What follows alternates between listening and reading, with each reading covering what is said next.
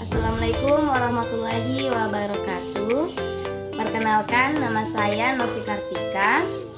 Pada video kali ini saya akan membahas tentang salah satu jenis gangguan pada anak berkebutuhan khusus atau anak dengan gangguan autis. Nah, yang pertama saya akan menjelaskan tentang pengertian autis. Yang kedua, sejarah autis. Ketiga, penyebab autis. Yang keempat, karakteristik utama anak dengan gangguan autis. Yang kelima, strategi penanganan anak dengan gangguan autis.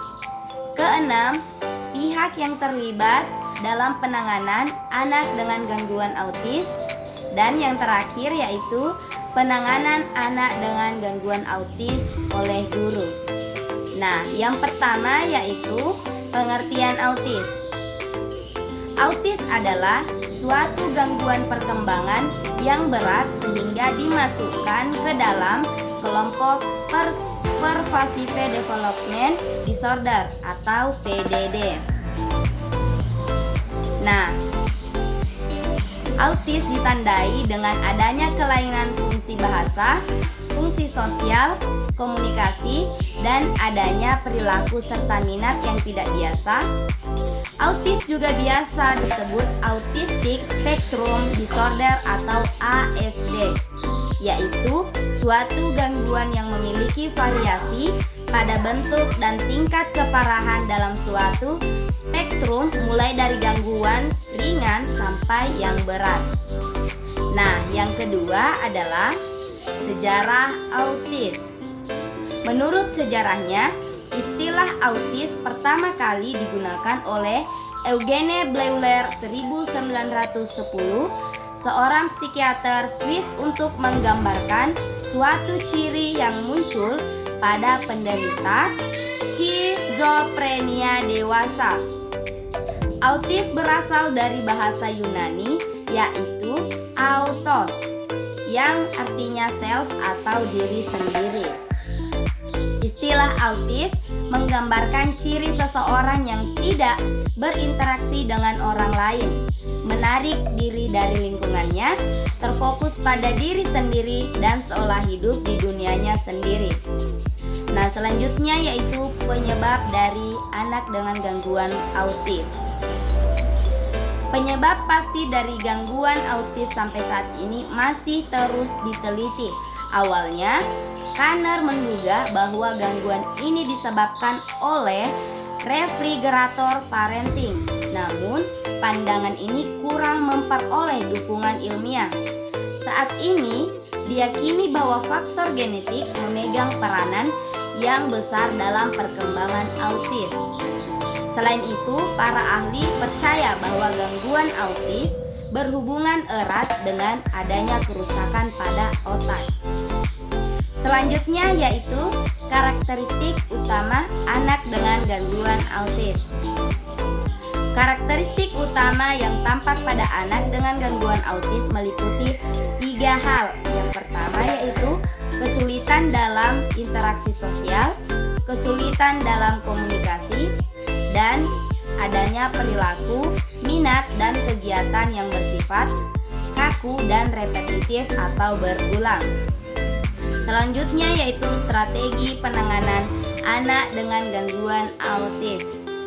Saat ini, penanganan yang paling efektif adalah terapi dengan highly structured scale oriented yang disesuaikan dengan anak disertai dengan pendidikan dan konseling suportif untuk keluarganya.